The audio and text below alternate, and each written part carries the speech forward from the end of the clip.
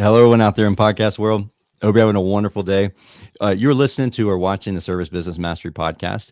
I'm one of your hosts, Tersh Blissett, sitting virtually next to my co-host, Joshua Crouch. And we're talking to Victor Rancour today. He is a good friend of ours. He is out on the West Coast. Well, Josh is on the West Coast now too, but We're on the same time zone right now. right. That's weird. But yeah, we're going to talk about several things, but most of all is the Service Rocket Growth Summit event, and that's coming up really soon, really fast. And there's a lot of big name people who are going to be in attendance there, and some amazing celebrities. And it's going to be one of those events that you don't want to miss it, because these events are valuable. I mean, Josh and I, we go to these events all the time. Not this particular event. I went to Vic's event last year, the 10X event. But going to events in general is always really amazing, depending on who's there. Like if that's almost just as valuable to me as the event itself. And I'm not downplaying Vic's event at all, because Lord knows that guy puts himself into the hospital planning out the event, literally. I mean, but you go to an event like this and just plan on taking notes after the event or during the networking part, during the breakfast event. And then this one just happens to be in Vegas, so you get to do that too. You get to go hang out in Vegas, so that's always fun. So you go to a 3-day event on no sleep. Well, what I did the last time was I came in 2 days early and I left 2 days late, and so like I just got all my fun stuff out away from the actual event, so then I could focus on the event on those days. So yeah. Absolutely. So the event is October 22nd to the 24th in Vegas. And then we're also going to cover a few, just some tips for those technicians who might be struggling to sell, or maybe it's a difficult thing for them. Maybe you're not the most outgoing person and you don't know how to approach your customers, stuff like that. So Victor's going to, has been gracious enough. He's going to give us some tips and things like that can kind of help open the door for you. And I mean, honestly, if you don't know who Victor is and you listen to our show, you've probably been hiding under a rock. I mean, he's got an app for technicians that allows you. It's very really cost effective. It's very cost effective for technicians to start learning how to have those communication or those soft skills. Mm-hmm. So there's a lot of stuff at play here, but we're going to talk about some of that stuff throughout the episode. Yeah. Before we get started, though, I'd like to give a huge shout out to Billy Stevens and his team over at Sarah. Amazing group of guys and gals. They're just stepping up their game on so many different levels. And we're actually getting ready to talk to him about the telecom aspect of the Sarah platform. If you are in the home service network, HVAC, plumbing, electrical, and you're servicing homes and you're looking for a CRM, give the team over at Sarah a shout.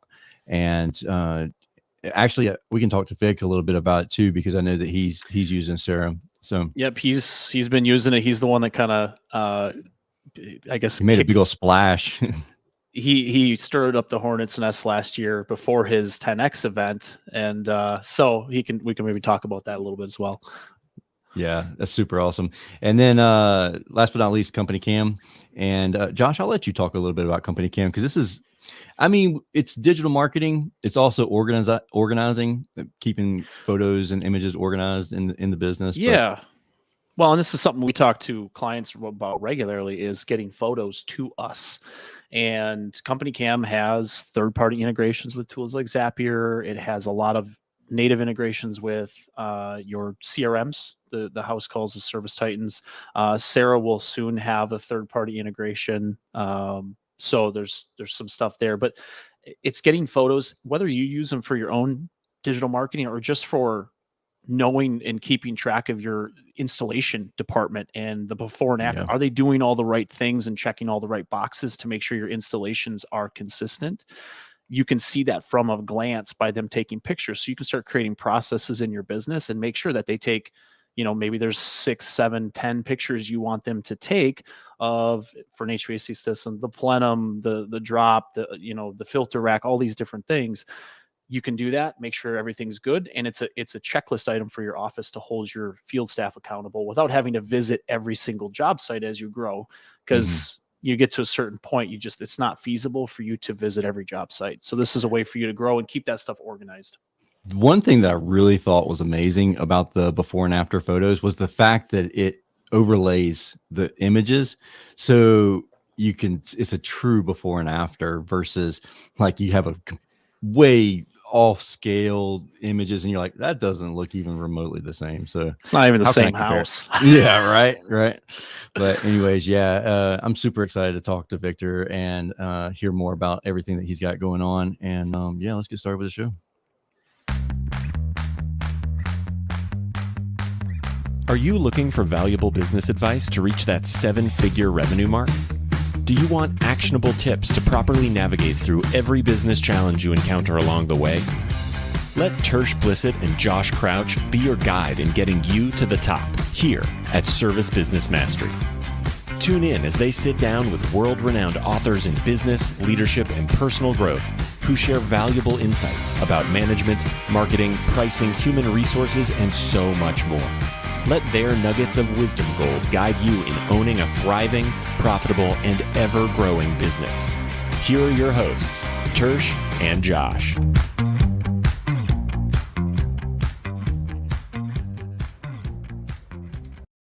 Hey, Vic, welcome to the show, man. What's going on, guys? Thanks for having me on. Absolutely. Yeah, thanks for coming on. It's been you guys got so much going on. You put yourself in the hospital. It's funny. I was watching your episode last week, and I actually was sitting in the ER room, and I'm like, you guys were butchering Michelle Van Beek's name, and I'm just sitting there laughing. So I'm like, dude, I was like, just butchering it, brother. I think we called her Van Back. I think we called her Van Back. Yeah, Van Beek. Yeah, and then I knew Tersh butchered it, but that's okay. We're used to that.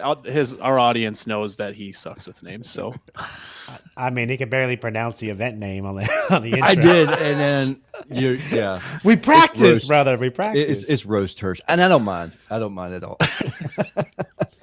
Hey, it's cool. It's cool. It's okay. Josh butchered the dates on the event, by the way. It's the 20th through the 22nd, not the 20th. Well, we'll fix that. Well, there you go. It's So everybody's going to show up in Vegas 2 days late. What the fuck happened? Right. It's Tersh's fault. I'll take blame for it. We'll just hang out there together. So tell us about the event and some of the teasers that you have for us. Yeah, man. I mean, this is technically our third event we've thrown. The first one started during COVID when there was no events being thrown. We threw our first one in a parking lot over here at my shop. I remember that. That's cool. It was, it's pretty cool. I mean, we had like 60 people here. We had Ken Goodrich show up in my parking lot. So that was pretty cool as the first one. And I still remember, that night it got done and I'm talking to Garrett at the time. And I was like, hey, we're going to do this in Vegas next year. We're going to do it big. And we kind of just had this dream of making it happen. And then sure enough, we rolled it and we made it happen last year. We had, Grant Cardone and Brent Buckley and Ishmael and Tommy and all these guys there. And we put a great event together. And it was our first event we've ever thrown. We didn't know the cost associated, which is a lot. We lost some money. We lost, I think, 60 to 90 grand on the event last year. There's a lot of stuff that we didn't know going into it that we obviously got to learn while we were there. Mm-hmm. So going into this year, I'm a crazy person. I like to do shit big. So, I said day one, I want to do 1,000 people in Vegas. And I don't know anybody throwing 1,000-person events, maybe Grant Cardone and stuff like that. But, I was like, I want to do it. And now we just got to figure it out. So, we started putting an all-star lineup together and, it's kind of changed a little bit here and there, but we got Joe Montana is going to be there. So if you're a VIP guest, you actually get to have breakfast with Joe Montana, get autographed stuff, get to meet with him before the show. And he's actually kicking off the show. Normally the headliner is the one ending the show or something like that. Yeah. But Joe Montana's kicking off day one. So we're opening that thing up right away with a bang, right? And then we have some amazing other speakers. We'd have, Wyatt Hempworth with Inner Hour Services, he's going to grow $1 billion organization over probably the next year or two. He's quietly buying up everybody. I mean, he built Any Hour to $70 million just in Utah with $18 million in EBITDA out of that one location. Wow. That's what they did last year, 18 million in EBITDA. So you see my hat, like that's all that really matters. Yeah. And then we got Tommy Mello, who's a man on a mission. I mean, obviously he's buying up garage door companies all over the country, and A1s are popping up everywhere. Ishmael just got done. He just got done his deal with Wrench Group. You know, he grew in 6 years, grew a $60 million business and was able to exit at a huge amount. You know, he's driving around in Ferraris and Lamborghinis and stuff now. Yeah. We got him. We got, you know, obviously, you know, Bill Pulte, one of my business partners. He's going to be speaking, talking about private equity stuff. And then we have some of the best sales trainers in the country, Joe Crisera, Jason Walker is going to be there.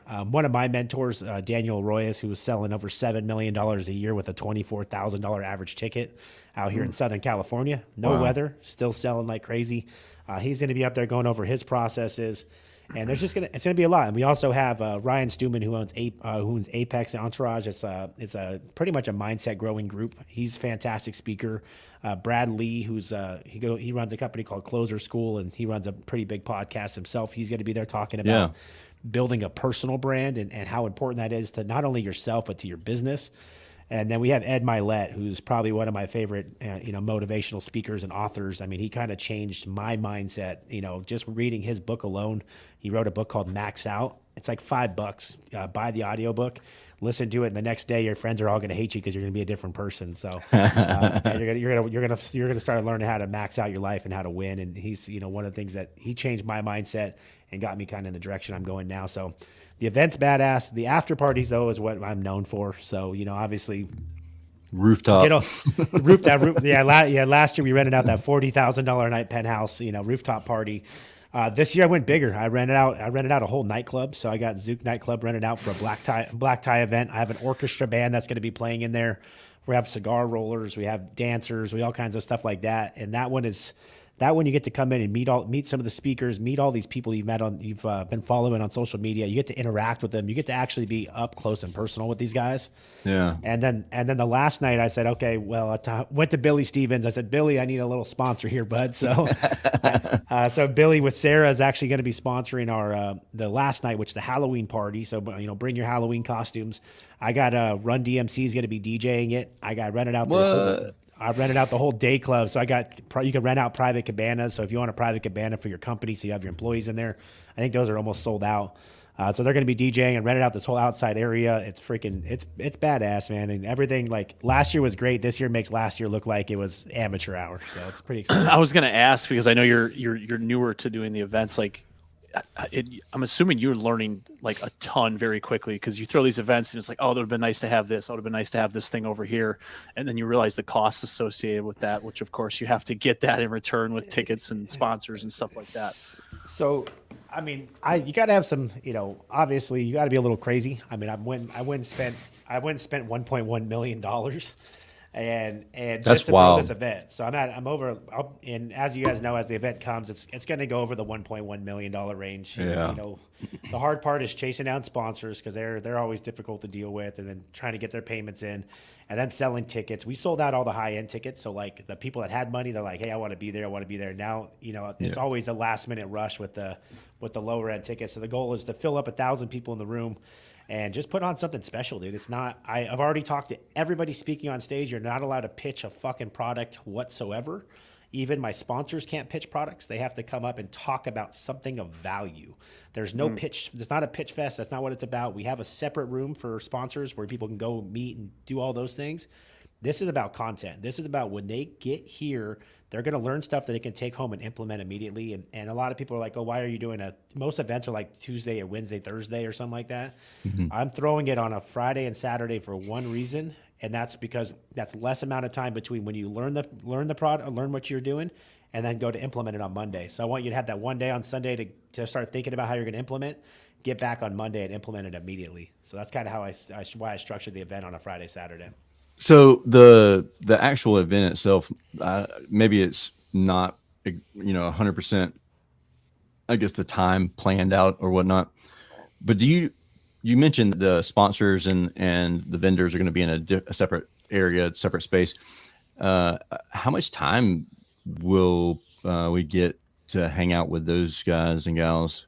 Because when you go to these types of events, sometimes it's like a fire hydrant of information, and then you like go and decompress a little bit, and then you're like, oh shit, I didn't even get to talk to Billy and the guys over at Sarah, or whatever, Chirp or whatever, whoever's there. And so I was just curious if you have any idea, and I know that things change, you have to pivot at the last minute too, but So as far as the sponsors, or well, just how much time we're going to get to hang out with the vendors to learn more, in that aspect. And I know, like, we were just at I was at Podfest for the podcasting, and some of those times you're grabbing business cards and taking it and like, hey, let's have an appointment in 2 weeks, or let's have an appointment next week, and like sit down and talk about this. But sometimes you learn so much about products that you had no idea about.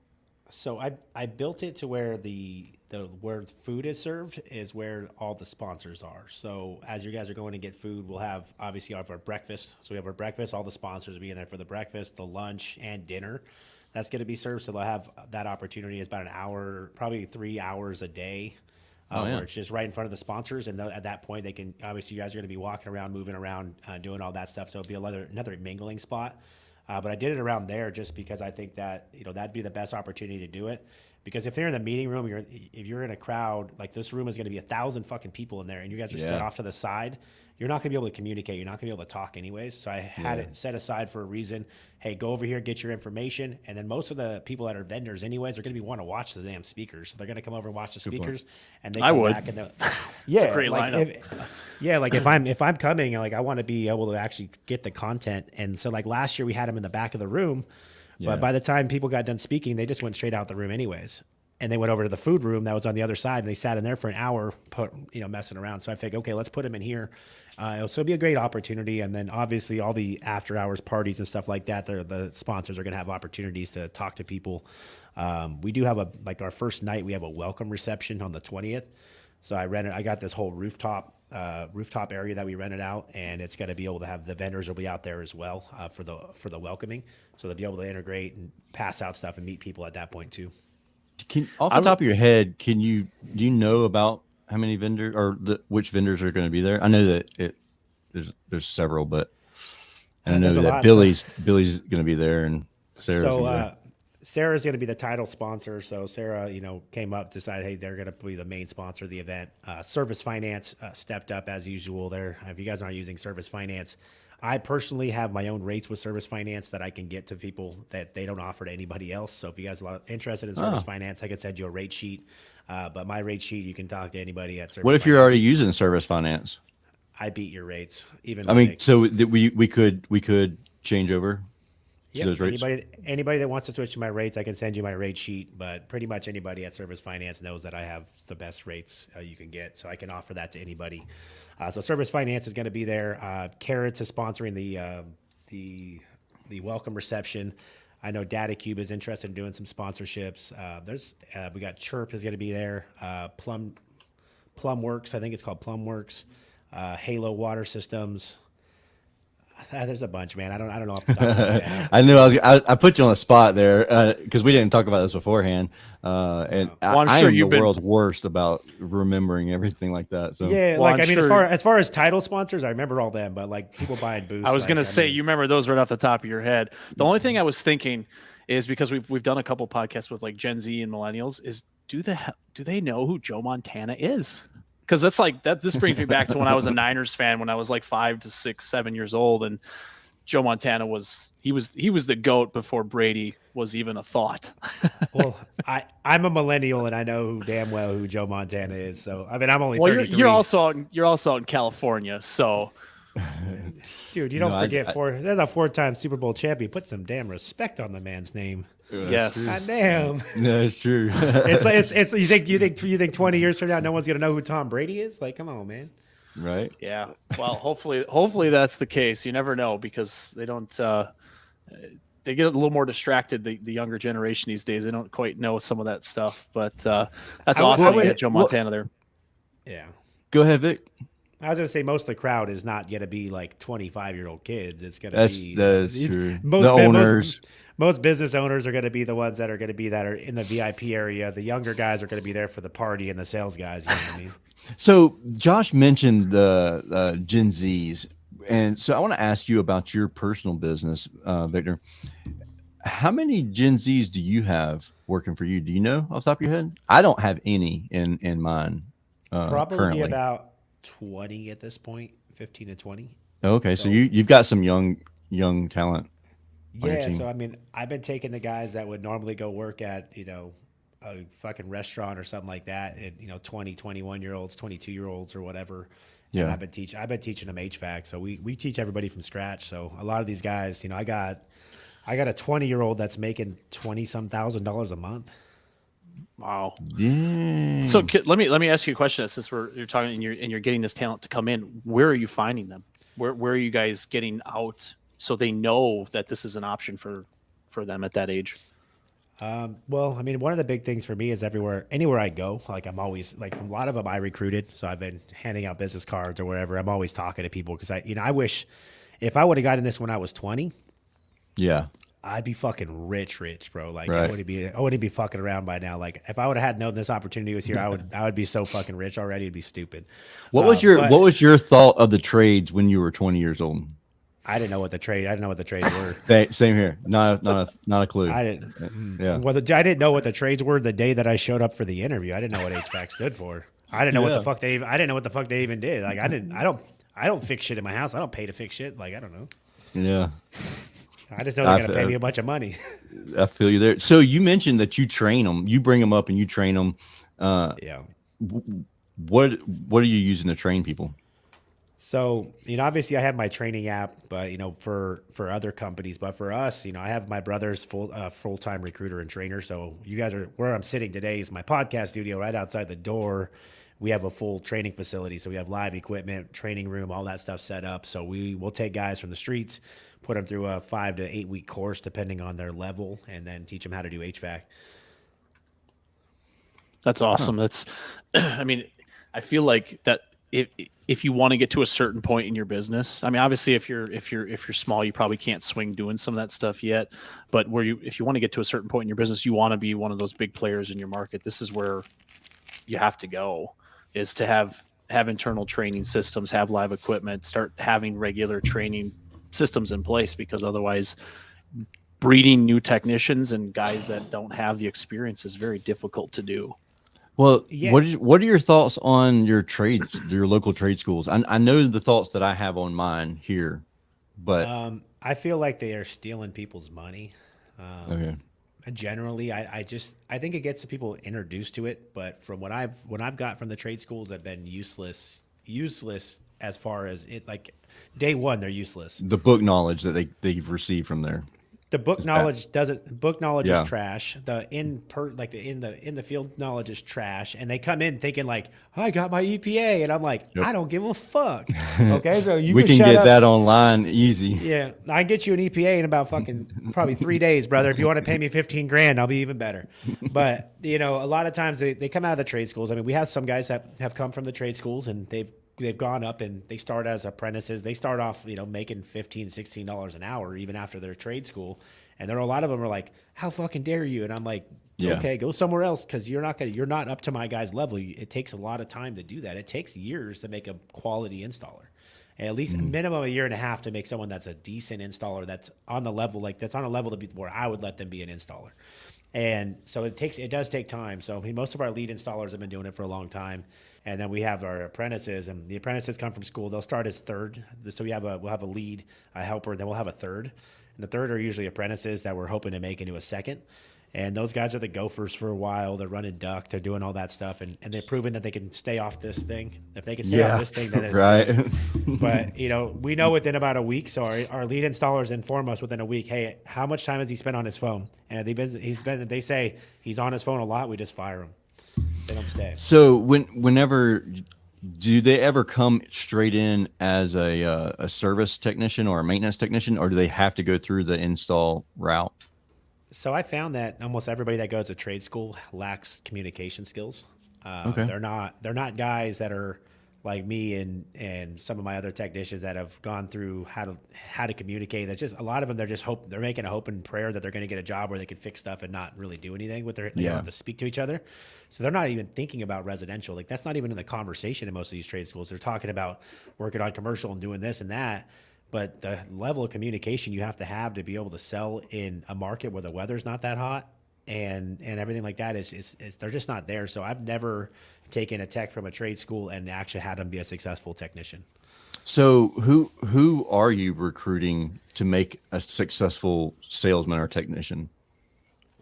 We are looking for high level communicators. So like, okay. you know, if you've got a hot girlfriend, you might be able to become a technician. So is that a requirement? Like she has to come with them on the interview? She's part of the interview process. My brother looks up their Facebook. We got to see, like, my brother was like, hey, dude, this guy pulls dimes. Okay, cool. Bring him in. And that's the conversation. It is what it is. Now, those particular individuals, the people who are good communicators, they can sell themselves. What's the guesstimate on the time frame from the time they roll in your door until you're comfortable with them being in someone's home, you know, pretty much by themselves? About 6 weeks. It depends. Obviously, we do a pretty big crash course, and then, you know, I got them on the app and I got them on all these things. So it's usually about 5 to 8 weeks, I would say, 5 to 8 weeks. And that's when they become tune-up techs, right? They start doing the maintenance calls. We have a manager following behind them, making sure they're following the process. Because I'm very strict on how we do our tune-ups, how we run our calls, like very strict, very. Now that and I've seen, like, whenever you're doing furnace tune-ups and stuff, it's wild to me. The first time I seen posts that you created about it, I'm like, dude, he is losing his ass on these jobs. There's no way you could be doing a tune-up and doing all of that work. And I understand why you're doing it. And can you explain to people who are listening and what that tune-up entails and the reason behind it? So I think that's the hardest buy-in, right? I get a lot of these guys and they're like, you're doing all that on your tune-up? And I was like, yeah, because I'm replacing this system. Like that's what we're going to do today. But no matter what, we do the same tune-up on, I don't care if it's a newer call, older call, or whatever it is. Our main objective as a business is to sell a membership, sell service, right? When somebody asks us what kind of company we are, we're a service company. We're not looking for broken air conditioners. Okay. We're looking to service them and make them last as long as possible. And the way we're able to do that is through this level of service that we provide. So the first time we go out there, we're wowing. These people are like, holy shit, I've never seen anything like this. And they're only charging me this much money. And I say, well, I'm just confused on what the other company was charging you for, because this is what we do here. Right. And you create this level of trust, right? It's not and a lot of people are very transactional. We want to create a relationship for a long period of time to where we can scale our business, right? Like we're selling hundreds of memberships a month, right? So if I can sell hundreds of memberships a month, after a couple of years, we have, you know, 2, 3, 4, 5, $6,000 members. Now my marketing is paid for. So yes, so we do a lot of tune-ups where we just walk out with the tune-up and we sell them a membership, right? We don't make much money on that, but it's a long-term play on that. And then most of the time, the reason why we're pulling these things apart is because the more stuff you can pull apart, the more things you can find, right? It's like on peeling an onion. Like they might not care about this, but all of a sudden I opened up a coil and I found this. Or they might not care about their dirty filter, but I pulled their blower motor out and it looks like Chewbacca's living in it and they actually cared, right? Or they might not care about any of the system and I show them their ductwork or whatever it is. Like the thing is, all it is to uncover things to build a case for why someone should replace it. And that's why we've had such high success rate on these turnover, or as far as turning over leads and converting them. But we also charge more than everybody else. So if you're going to be, if you want to charge 10 grand more than your competitor, you better do 10 grand more service. Like you got to have something that separates. If you go in there with like most of our competitors, right? Today, it's 90 degrees outside today, an air conditioner breaks down. They go out there, the unit's 25 years old. They say, well, I don't know what you want me to do with this. They throw their hands up. You got to replace this thing, right? That is usually the conversation. My guys are the opposite. Oh, wow. I'm glad you called us out today. I'm one of our senior technicians. I love working on these old units. Let me take my time, figure out what's going on with it, and get this thing up and running for you today. And then, hey, while I'm here, do you mind if I take a little extra time and do a tune-up on it? Because the last thing I want to do is just fix a part on it, and all of a sudden, 2 weeks from now, it's broken down again because I didn't check everything out. I'm not going to charge you any extra. I'm just going to go ahead and tune it up for you. So when I'm done here, I can give you a guarantee that this thing's not going to break down. Boom. I just got a green light to check the whole system. Cool. Now I check. Go ahead. Good.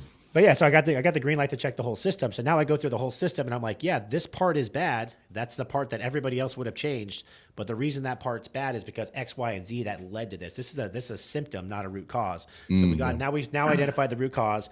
Hey, I can just fix this if that's really what you want. But keep in mind, it's not going to fix X, Y, and Z. And more than likely, I'm going to be back out here before the end of summer. So all I'm doing is I always say the company wants me to do this repair because they know I'm going to take your money now, and then I'm going to take your money again in a couple months when you got to replace this thing. And then we're able to communicate to the whole system rather than everybody else like, I just sold a capacitor today. And I'm like, no, I just sold the whole instant. system ducks. Yeah. So now, how do you get buy-in from the technicians who don't want to do a tune-up in the middle of the summertime? Or are you able to just, it sounds to me like you're really going, like the tune-up is the tool that your technicians are using to create the sales lead. Yeah. So potentially, ideally, if it's needed. So obviously we have estimates, right? So our estimate calls are, maybe we have 2 guys running estimates, right? That people are calling in. I want a new air conditioner. And now they're a straight comfort specialist or salesperson. Like that's what their job is. Those are high level sales guys. Those are probably the best communicators, right? Those guys are the ones that's the hardest job because if someone's calling for an estimate, they're on the market, they're calling multiple people, they're getting bids, right? And this is where companies make the big mistake is they market heavily on estimates. Okay, cool. Well, now you're just racing to the fucking bottom all day and you're just battling and battling. Every fucking call is a battle. Now imagine where your calls aren't a battle. You get to go put them on the market on a tune-up, and then all of a sudden you recommend something, they agree they need to do something, you take them off the market before your competitors ever get in there. How much higher is your average ticket going to be? Yeah. And that customer is going to be happy with. They're going to love the service you provide as long as it's one of those things. It's like baking a cake. You can't fuck up any recipe on that cake, otherwise it's not going to turn out how you want. So it's a constant battle, constant training, constant regurgitating the process. We're training 3-4 days a week right now, even in the summertime. So I was going to ask you about that, Victor. I was going to ask you about that because you guys have your initial block of training when someone starts. What does the ongoing training schedule look like after someone completes, let's say, the 8-week course? Well, it obviously depends on the weather. Like if we get to 100 degrees outside and it's all hands on deck and we got to get to 8 a.m. calls, we cut back. But most of the time minimum it's Tuesday, Friday, we're doing training. So we go over the numbers and then I'll train on a different subject every week or every meeting. Then I do every Wednesday, I do training nationally. So I have, I don't know, like 100 people that tune in a week that get my true live training. My guys all sit through the live training also. So it actually kills 2 birds with 1 stone. People are paying me to do training, but I'm also training my staff. So they're there from every Wednesday. And then Thursday, that's our spank them on the ass meeting. So if their club numbers aren't right, they have to come in every Thursday at 7 a.m.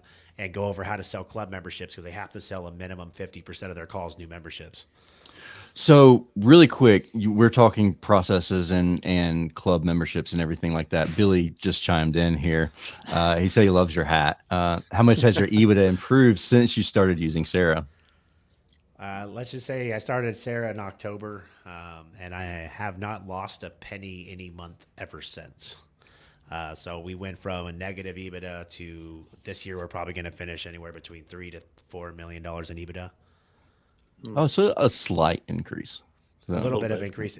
Trust me, the software is great. The software does get you where you want to go, right? Like I think, everything that's built into it is like, it literally dummy proofs the business.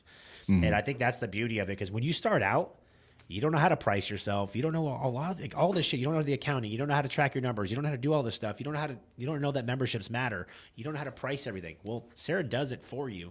So where day one, you don't lose money. Like as long as you set it up right, like it's just very hard to mess up. You don't lose money. You just say, I don't take these jobs because I already know when Sarah says I don't make money on this, I don't make money. And I know when Billy first came to me, I think we started talking in July or I think August 2021, so last year, he flew out to California, and he's like, I want to show you this product and blah blah blah and everything he's been working on. I said, cool. And he really wanted to meet me to see what I'm all about before he had me be the guy that kind of be the spokesperson for it, right? And he showed it to me, and I said, you give me this, Billy, well, I'm gonna make you rich, and I'm gonna become rich. Like the day one, I'm like, dude, this is night and day. This is what I need to run my business. And obviously I was one of the first HVAC companies to go live with it. And, I've had to, go through the growing pains and learning. And obviously me and him are always talking about things that could be improved. So when you do buy Sarah, you guys are dealing with communication with me and Billy on how to actually get this thing where I want it as an HVAC guy. So there's so many things that are in the pipeline that he's working on. That's just going to make it, I say by October, it's like, dude, who's competing with them? I mean, I just think that they're going to be able to take so much market share quickly because it's just built to make money. And that's what this company's about. Like if you're working without making money, it doesn't make sense. Yeah. You're going bald for no reason. That sucks. Exactly. So I have a question. When you're going through, Josh asked earlier, but I want to rephrase Josh's question and ask a different question. And that's when your technicians are onboarding your new technicians that are the good communicators. Do they stay on the app? Do you have a requirement that they do X, Y, and Z of the app on their own time, or are you bringing them into the office and doing it? Like how does that work? And also I know that every state's different and you can't do certain things, but like sometimes there's an expectation that you need to. I can do whatever I want. No, I'm just kidding. No, but at the end of the day, they stay on it. So like with my guys, like they have so much, like they look up to me like they put me up there because they understand. Like I've been there. There's a lot of owners that have not been there. Like when I talk to them, I said, look, dude, I want you to be me. I don't want you to work for me forever. I want you to become me, and that's the opportunity you guys have. I want you to be a 33-year-old millionaire. Like I want you to do that. And if you do what I tell you to do, and I teach you, and I have a couple of employees that are starting their own AC business, and I'm teaching them how to start their business. But I tell them, look, I'm giving you the blueprint. You guys have the opportunity to get literally. If I had that, I wish somebody gave me the blueprint how to make money. I'm literally giving it to you. I'm giving you everything in my brain in a video, and you guys can decide if you want to make money or not. And just so you know, I can see who's using it and who's not. And I can tell you the guys that are using it are making more money. And that's how I pitch it. I don't say you don't have to use it. But I can tell you the guys, I can see in the app who's actually using it, and I'll just point to their numbers. I said, take a guess which guys on this board are using it, and magically it'll just kind of switch their headset, and they'll start using it more. That's what's up. Is that something you guys have with the app for other companies that use the app? Is because knowing who's tuned in, who's not, can definitely help you figure out like if there's promotional opportunities, things later down the line to know who really is invested in this and who's not. Yeah, so we have certificates in there. We have tracking in there. You can see when the guy's logging in, how long they're logging in. We're about to drop version 2, where it's going to start pulling their numbers and stuff in there and start stack ranking the guys and things like that. Oh, there's going to be a lot of new updates. So like the user interface, all that stuff's changing in version 2, which we're going to launch before the event. But once we have that, you're going to know who's spending the most time on it and all kinds of stuff. Like we're going to stack rank them so we know, so you as an owner know, but it also stack ranks them so the other guys can see who's using it the most. And then obviously in there now we have the feature. So like all of my live trainings I do every Wednesday, and pretty much any training going forward, we actually turned it into a podcast version. So you can actually listen to my training while you're driving rather than having to watch a video too. Yeah, smart. Which has been great. So far, I think we have like 7 or 8 episodes of my Wednesday training in there. And like, if you listen to those, you're just going to pick up nuggets as you're driving. So that's been a new update we just added. And we're just trying to make it to where you can get high level training at a low cost. Like that's the biggest thing. I want to change the industry. I want everybody to make more money. And when people ask me, why the hell did I do this? Like you're giving away your secret sauce. At the end of the day, that's what my legacy is going to be. My legacy is I'm going to help make the most amount of millionaires, more millionaires than anybody else in this industry. I promise you that. I love that. With the ranking, is that something that's just your company, or do you do that with every user on the app? So we're looking to do it. We're going to start internally with companies. Obviously, we're integrating. Hopefully, Sarah can get the API stuff ready for that. But we'll have integrate with Service Titan, House Call. We'll be able to pull the data in, and then we'll start per company, and then we are working to make it a national ranking. And I kind of figured that's the way you were going to go. So we're gonna make a national ranking, and then obviously the winners are gonna get like stuff like cool like trips to Vegas, come to our events every year, stuff like that. It's gonna be an opportunity for them. Victor, you grew a pair of arms. That's not an arm, baby. You want to know what that is? Shit. Oh man. So here is playing devil's advocate on that particular topic. What keeps the poachers from trying to poach that top level, the top ranking technicians that are on the app? I mean, it sounds like you got a ownership problem if people are able to take your guys. No, I don't disagree with that at all. I'm playing devil's advocate here, and For someone that's worried about it. yeah. And there's some companies out there that they've grown by default, not by design, and so they're just an old company that's very large, and they don't have an amazing culture. And the technicians, like you said, you didn't know anything about HVAC when you started in the trades. There's a lot of people who don't know anything about California because they're in small town rural Georgia, and so they don't know that there's something better. There's something greener grass somewhere else. So what's your on that? I mean, it's an optional feature, so it's not like every company has to hook into it. For me, like I just know that how I'm driven, how I'm wired as a sales guy. If I see somebody, I don't want to compete with my room. Like I beat my room, right? I want to be the number one in the country. Like that's what I was going after when I was a sales guy, and that's why I won. Yeah, I was only in the ranking for 8 months, and I won 7 out of 8 months for airtime, number one in the country. Out of eight months I was ever part of it, I won 7 of them, and I would have won the damn 8th one too, but I fucking got sick.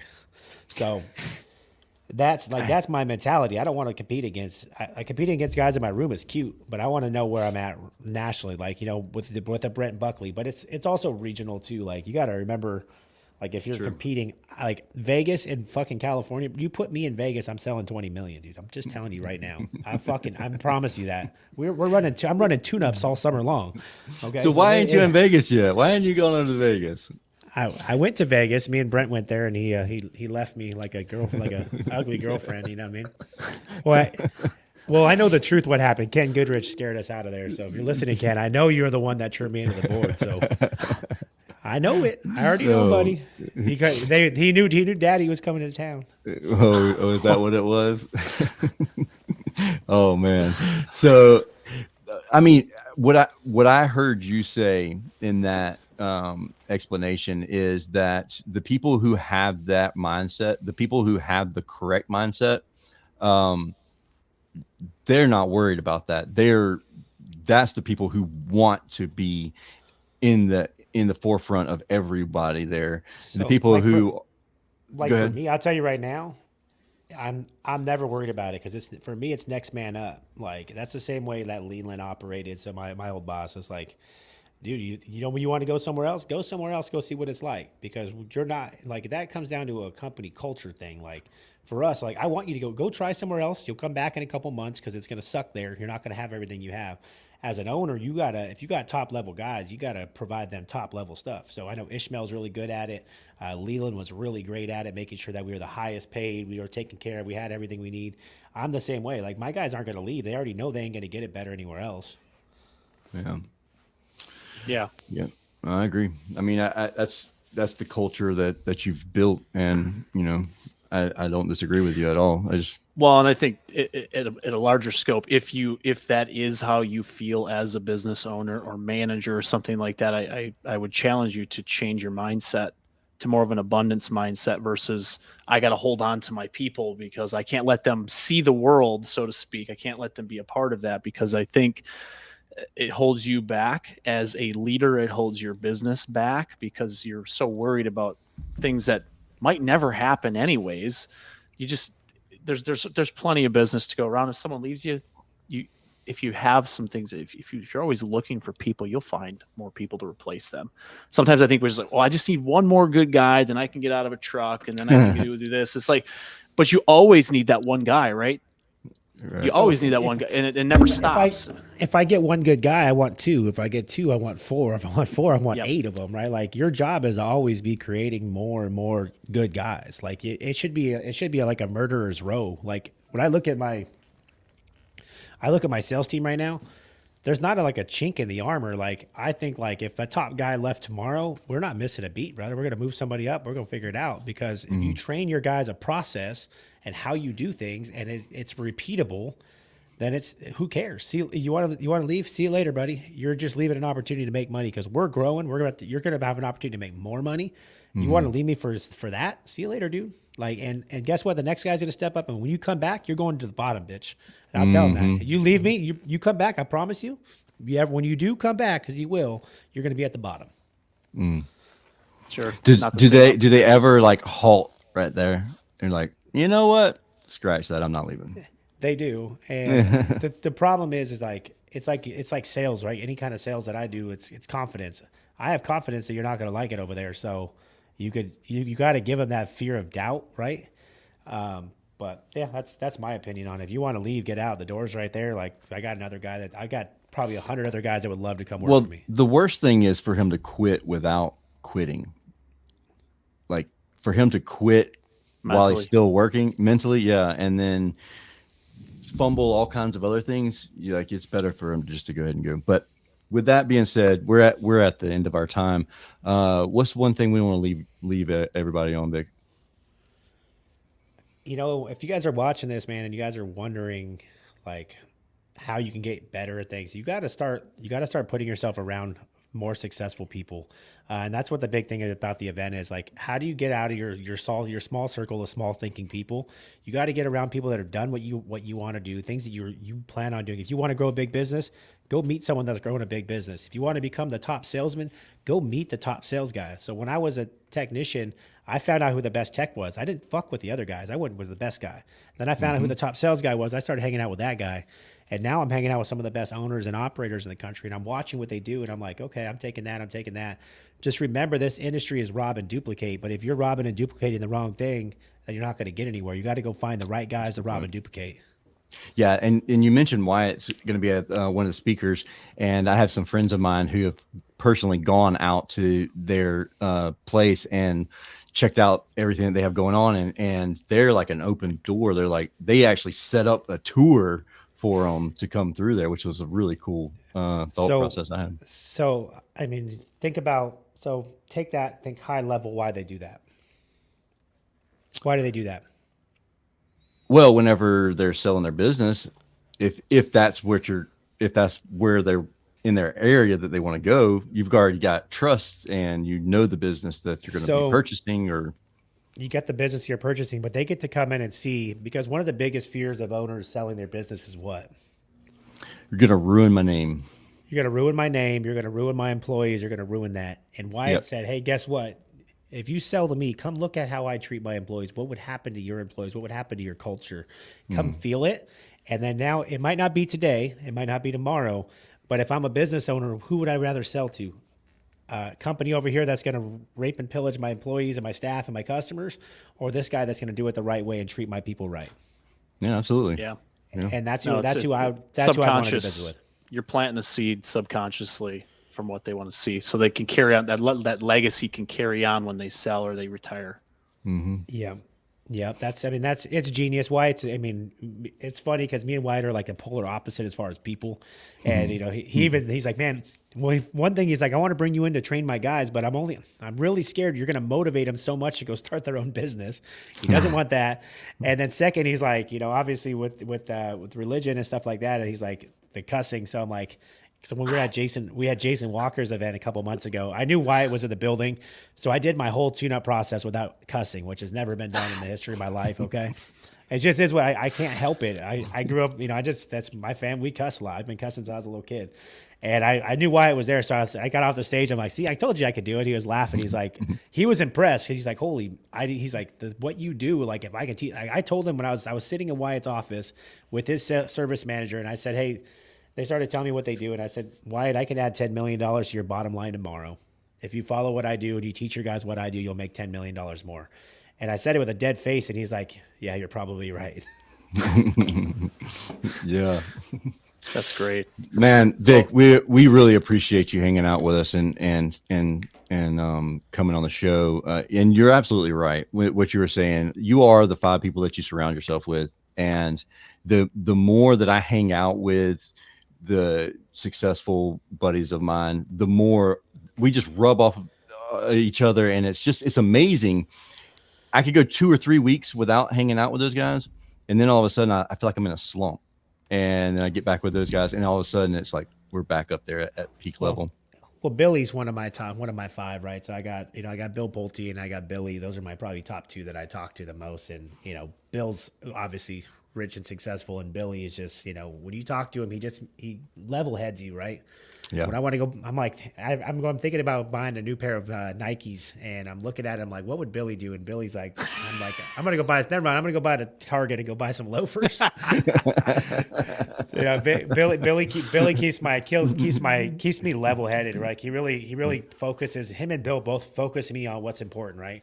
It's not about the flash. It's about the profits. It's about building a business, about building this stuff. And it's hard for me because it's like, I'm still young. I'm 33 and I'm like shiny object. But I have these guys now in my corner that are like, hey, chill, Vic. You don't need the Lamborghinis. So you guys see me post a Lamborghini. That's not mine, by the way.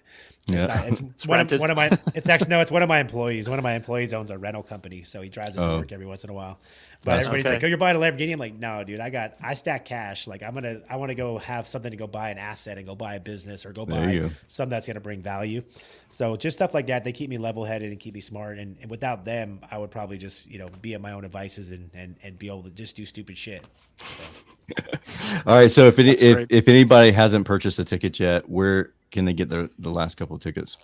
So go to servicerocketnetwork.com. Go on there. We have a promo code right now. It's LFG 2022, and that'll get you $250 off of a ticket. You're going to want to be at the parties, though. So the party pass gets you into access to all the after parties. We're going to be able to meet and mingle with everybody, the black tie event and the Halloween party. General admission is great. If you guys buy general admission, you get there, you want to buy party passes if they're available or upgrade or whatever, we can talk about it. But reach out to me. If you are a business that's growing, you're struggling, you don't have enough money, you don't know if you can make it to the event, you call me, give me a good reason, message me, give me a good reason, I'll give you a free ticket. Okay, you just buy your flight and hotel, and I'll give you a free ticket. If just give me a reason. Hey Vic, I just started my company. I want to be around these people. I want to do this. Message me. I'll make sure you have a free ticket on the list, and then just give me a reason. I'll take care of you. Man, that's stand up, dude. That's really cool, man. We really appreciate it. Again, thank you for coming and hanging out with us for a little bit. And if anybody has any questions, don't hesitate to reach out to Victor.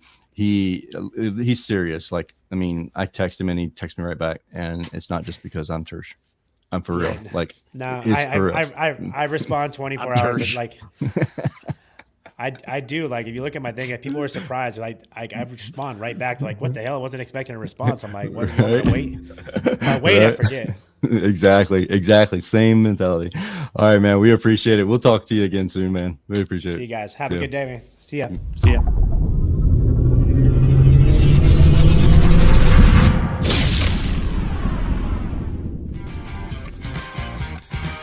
Thank you for listening to this episode of Service Business Mastery.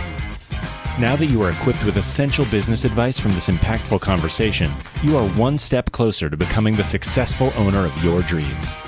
If this episode has been helpful to your business journey, don't forget to subscribe to the show, leave a rating, and share it with other owners as well.